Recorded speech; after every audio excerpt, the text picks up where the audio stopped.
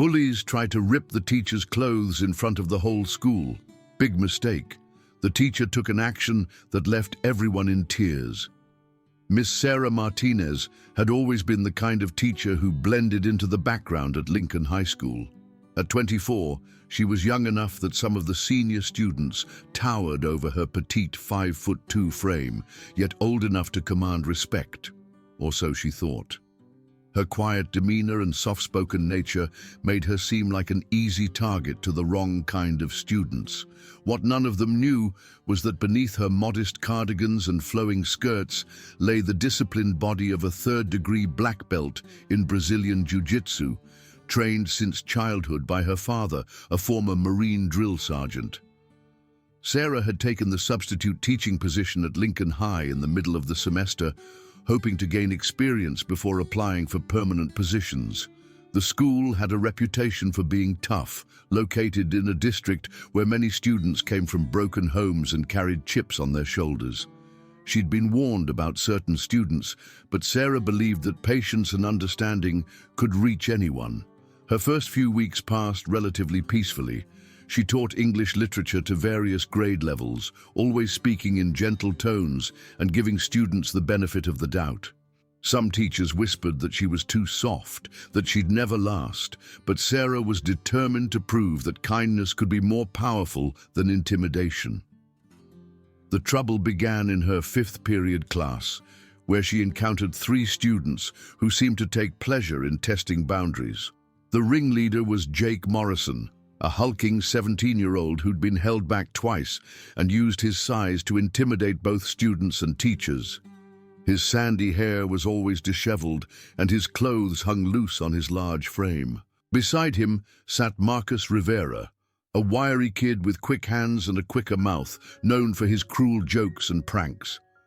The third member of their group was Tyler Brooks, who wasn't as naturally mean as the others, but followed their lead to avoid becoming their target himself. It started small. Jake would deliberately drop his books when Sarah was explaining a lesson, creating a loud crash that disrupted the class. Marcus would make snide comments under his breath, just loud enough for others to hear but quiet enough that Sarah couldn't be certain what he'd said. Tyler would laugh along, encouraging the others with his reactions. Sarah's first instinct was to address the behavior calmly. "Jake, could you please be more careful with your materials?" she'd say sweetly. "Marcus, did you have a question about the assignment?" But her gentle approach only seemed to embolden them. The incidents escalated gradually. Jake began arriving late to class, making exaggerated apologies that were clearly mocking. "Sorry, Miss Martinez, I was helping an old lady cross the street," he'd say with a smirk, causing ripples of laughter throughout the classroom. Marcus started openly texting during lessons, holding his phone up just enough that Sarah could see he was ignoring her completely. When she'd politely ask him to put it away, he'd respond with fake confusion. "What phone? I don't see any phone." Other students began to notice the pattern. Some looked uncomfortable with the trio's behavior, but most simply watched with the detached interest of spectators at a sporting event. They wanted to see how far things would go, how long the quiet teacher would endure the treatment before snapping or giving up entirely. Sarah found herself dreading fifth period. She'd spend her lunch break in the bathroom, looking at herself in the mirror, wondering if she was cut out for teaching.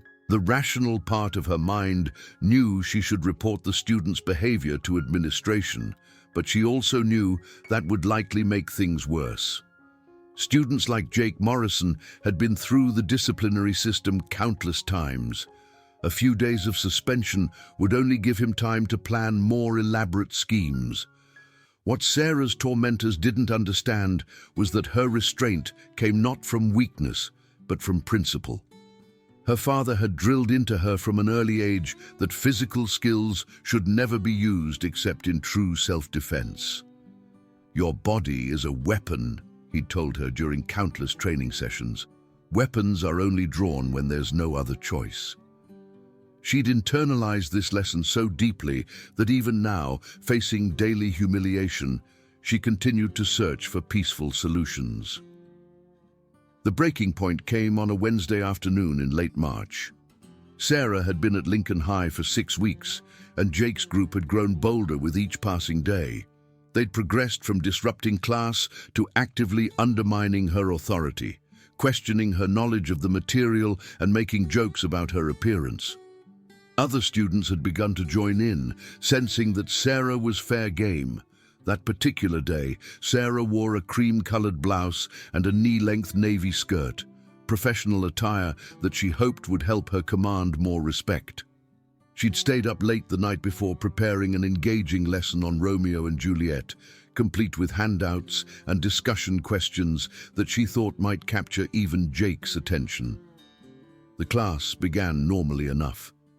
Sarah distributed the handouts and began explaining the themes of the play, but she could see Jake, Marcus, and Tyler whispering among themselves in the back corner. Their body language suggested they were planning something, and Sarah felt her stomach tighten with anxiety.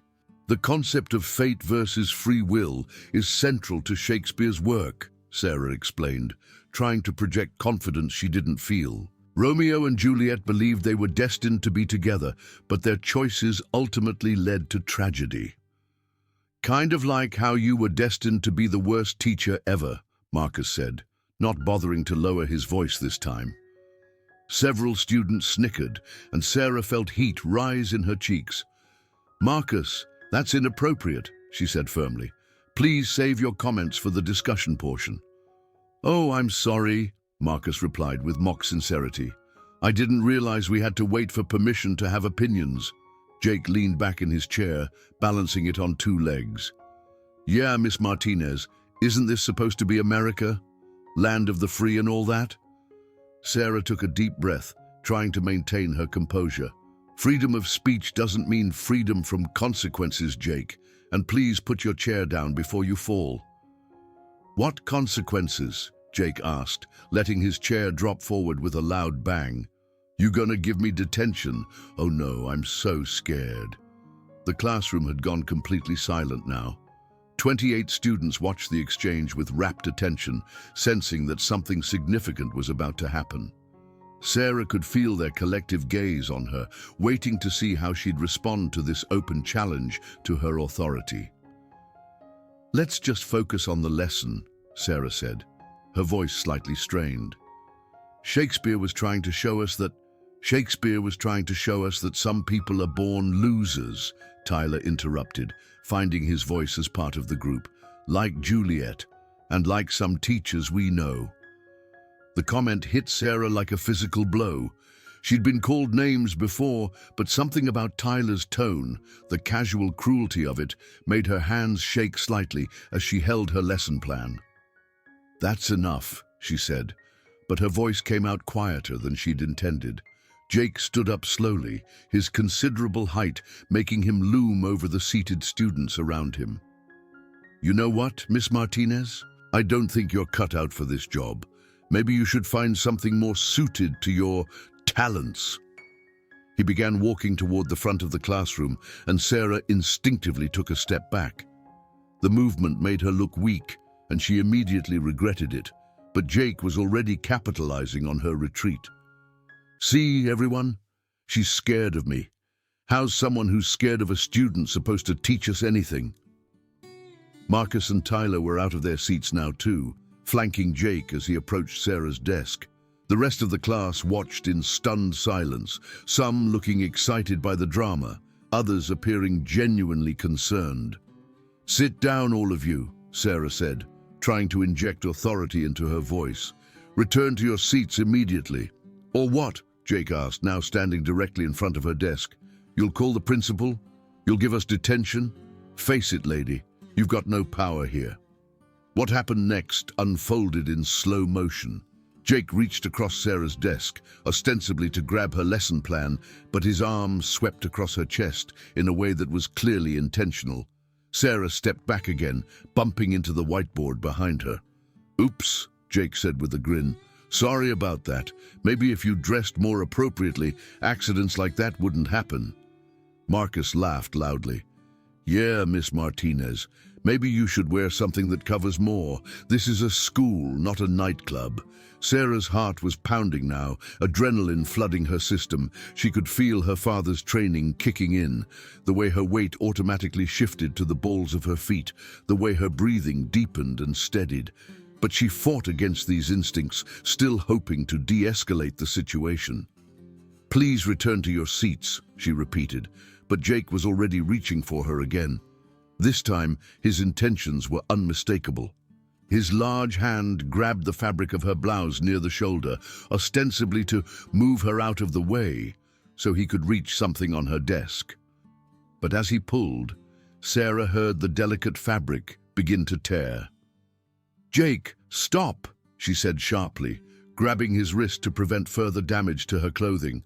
"Don't touch me!" Jake shouted, jerking his hand away and causing a larger tear in Sarah's blouse. "She grabbed me. Everyone saw it." Marcus was quick to back up his friend's story. "Yeah, she totally grabbed him. That's assault." Other students began murmuring, some supporting Jake's version of events, others looking uncertain about what they'd actually witnessed.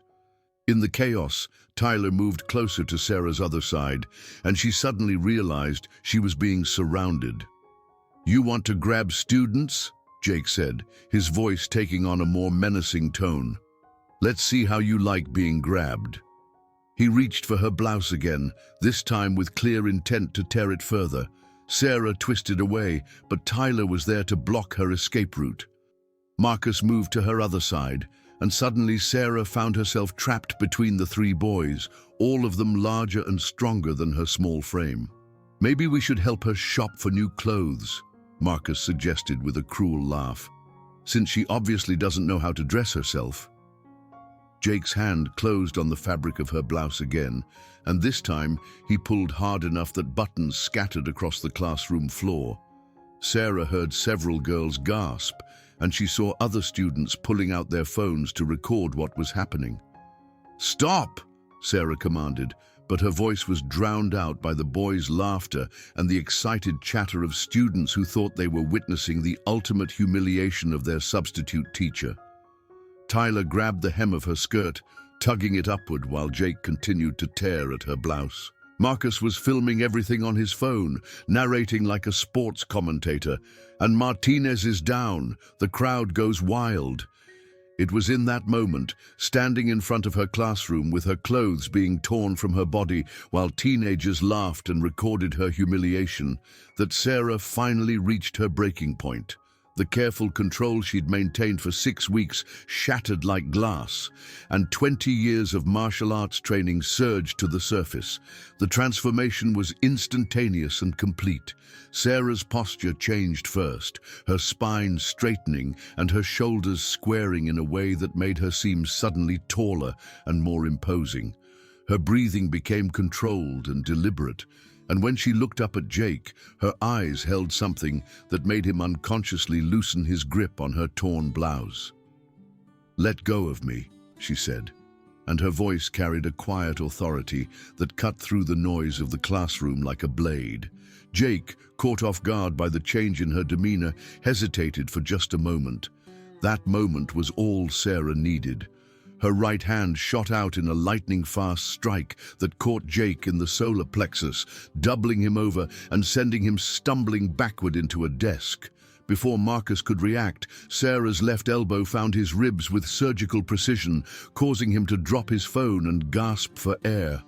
Tyler, seeing his friend suddenly incapacitated, tried to grab Sarah from behind, but she stepped to the side with fluid grace and used his own momentum to send him crashing into the classroom wall. The entire sequence took less than 5 seconds, but the effect was electric. 28 students sat in stunned silence, their mouths hanging open as they processed what they'd just witnessed. The quiet, gentle substitute teacher had just taken down 3 of the school's most notorious bullies with movements so quick and precise they almost seemed choreographed. Jake struggled to his feet, his face red with embarrassment and confusion. "What the hell was that?" he gasped, still clutching his stomach.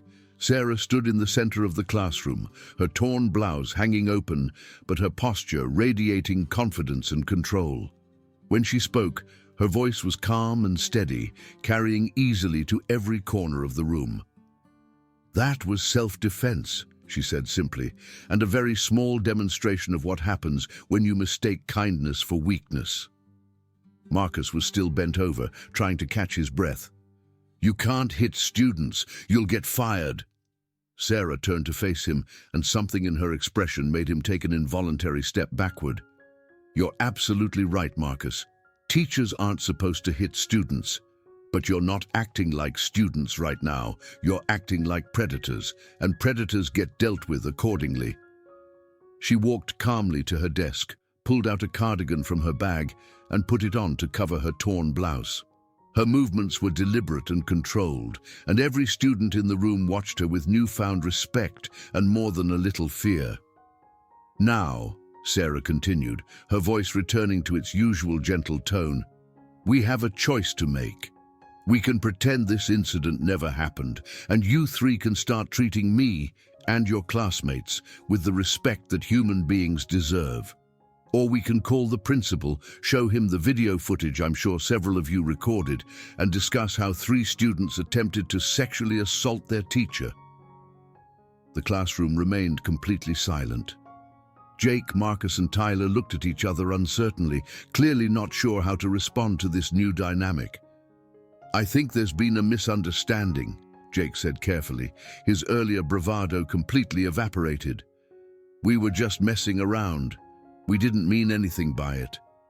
Sarah studied him for a long moment. "I see. So when you tore my clothes off in front of the class, you were just messing around. When you grabbed me and tried to humiliate me, that was your idea of fun? We weren't trying to—" Jake stammered, looking desperately to his friends for support. But Marcus and Tyler were focused on their own problems. Both were still feeling the effects of Sarah's precise strikes, and both had gotten a very clear message about what would happen if they continued their aggressive behavior. "Let me be very clear about something," Sarah said, addressing the entire class now. "I came to this school hoping to teach you about literature, about critical thinking, about the power of words and ideas. I believed that if I treated you with respect and kindness, you would extend the same courtesy to me. I was naive." She walked slowly around the classroom as she spoke, making eye contact with various students. "Some of you have been waiting for weeks to see me fail, to see me break down or run away crying. You wanted to see the weak little teacher put in her place. Well, congratulations, you got your wish. The weak little teacher is gone." Sarah stopped directly in front of Jake's desk. "What you see now is who I really am. I have trained in martial arts since I was 4 years old. I have competed in national tournaments. I have taught self-defense classes to police officers. I chose not to use these skills because I believe in giving people the benefit of the doubt. I believe in second chances. I believe in treating people with dignity." Her voice grew slightly harder. "But I also believe in protecting myself and others from people who mistake kindness for weakness. So here's what's going to happen. Jake, Marcus, Tyler, you're going to apologize to me and to your classmates for disrupting the learning environment. You're going to promise that this kind of behavior will never happen again. And then we're going to continue with our lesson on Romeo and Juliet." Jake looked around the classroom, clearly hoping for support from his peers, but the other students were looking at him with a mixture of embarrassment and disapproval. The dynamic had shifted completely. Instead of seeing him as a powerful rebel standing up to authority, they now saw him as a bully who had been justly defeated. "I'm sorry," Jake mumbled, not meeting Sarah's eyes. "Louder, please," Sarah said calmly. "And look at me when you speak." Jake raised his head, and Sarah could see the humiliation in his expression. "I'm sorry, Miss Martinez. I was out of line." "What exactly are you sorry for?" "I'm sorry for disrespecting you, and for grabbing you, and for tearing your clothes." Each word seemed to cost him enormous effort. "And?" Jake looked confused. "And I promise it won't happen again?" "That's right. Marcus, Marcus straightened up, his earlier cockiness completely gone. I'm sorry too, Miss Martinez. I was wrong to film you and make jokes. It won't happen again. Tyler. I'm sorry, Tyler said quickly. I shouldn't have grabbed you or gone along with them. I'm really sorry. Sarah nodded slowly. Apology accepted. Now let's discuss what we learned today. And I'm not talking about Shakespeare. She returned to the front of the classroom, her presence now commanding complete attention. We learned that actions have consequences. We learned that treating people with cruelty and disrespect will eventually backfire. We learned that you never really know what someone is capable of until you push them too far. A student named Emma raised her hand tentatively. Miss Martinez, where did you learn to fight like that? Sarah smiled, and for the first time in weeks, it was a genuine expression of joy rather than forced pleasantness. My father taught me. He always said that the strongest people are often the gentlest because they have nothing to prove. They can afford to be kind because they're not afraid. But you were afraid, another student, David, observed. We could tell, Sarah nodded. You're absolutely right, David. I was afraid. I was afraid of losing control, afraid of hurting someone, afraid of becoming the kind of person who uses violence to solve problems. But I was also afraid of letting you down, all of you. I wanted to be the teacher who could reach everyone, who could create a safe space for learning and growth. She gestured to Jake, Marcus, and Tyler, who were now sitting quietly in their seats. These three tested that philosophy to its limits. They forced me to choose between maintaining my principles and protecting my dignity. Today, I learned that sometimes protecting your dignity is part of maintaining your principles. The bell rang, signaling the end of fifth period, but not a single student moved. They were all transfixed by this transformed version of their substitute teacher, eager to hear what she would say next. Before you go, Sarah said, I want you to think about something. How many of you watched what was happening and did nothing? How many of you laughed along because it was easier than standing up for what was right? How many of you pulled out your phones to record someone's humiliation instead of trying to help? The classroom was silent again, but this time it was the silence of genuine reflection rather than shocked surprise. I don't blame you for that, Sarah continued. You're teenagers. You're still figuring out who you want to be and what you stand for. But I hope today showed you that staying silent in the face of cruelty makes you complicit in that cruelty. I hope it showed you that standing up for others, and for yourself, is always the right choice, even when it's difficult. Students began to pack up their belongings, but their movements were slow and thoughtful. Many of them looked at Sarah with expressions of respect and admiration that had been completely absent before the confrontation. As Jake passed her desk on his way out, he stopped and spoke quietly. Miss Martinez, I really am sorry. I don't know why I acted like that. Sarah looked at him with compassion rather than anger. I think you do know, Jake. You acted like that because you're angry about something else entirely, and you took it out on someone you thought couldn't fight back. The question is, what are you going to do about that anger now?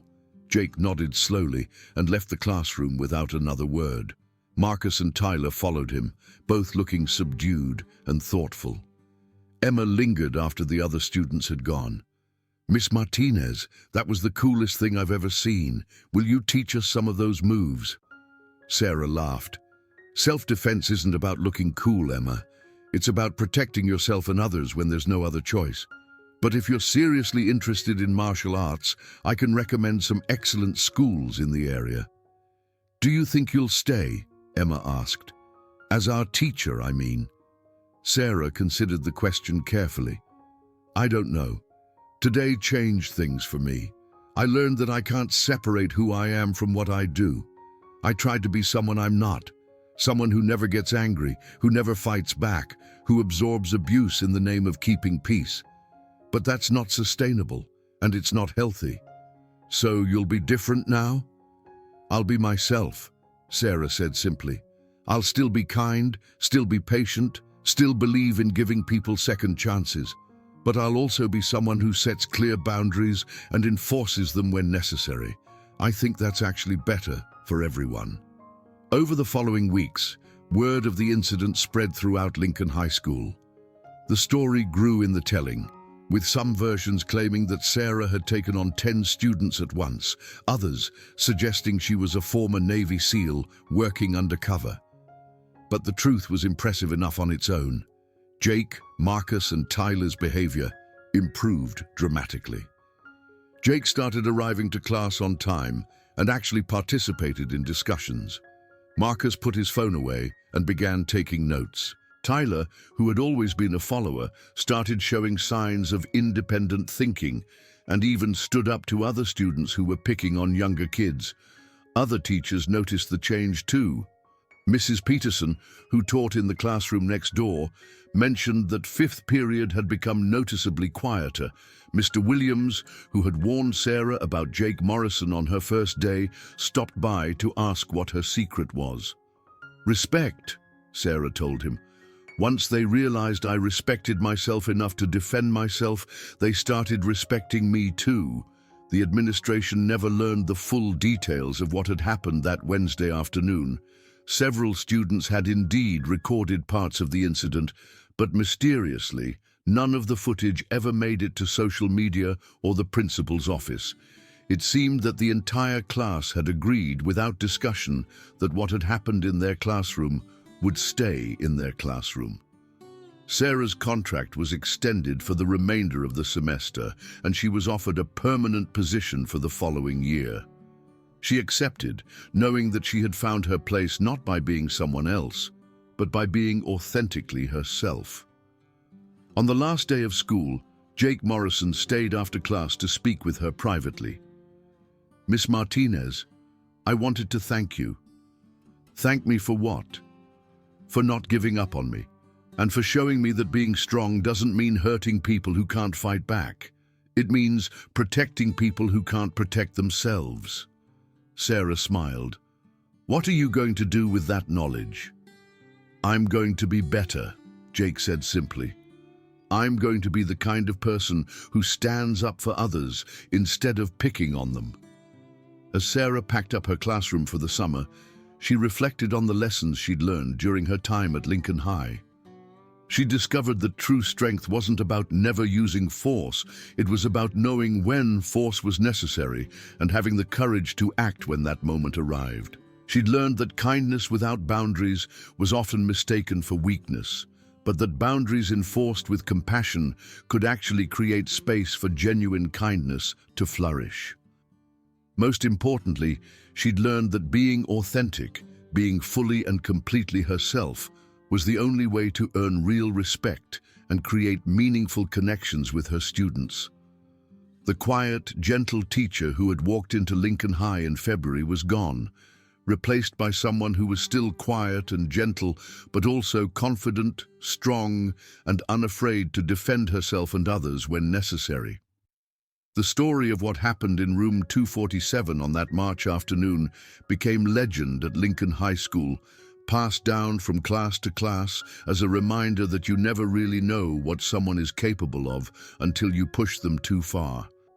But more than that, it became a lesson about the power of standing up for yourself, the importance of treating others with respect, and the courage it takes to be authentically yourself in a world that often rewards conformity and punishes individuality.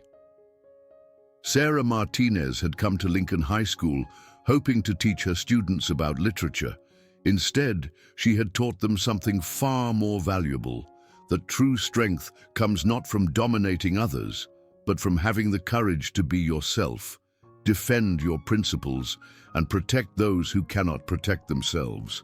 And in the process, she had learned those same lessons herself.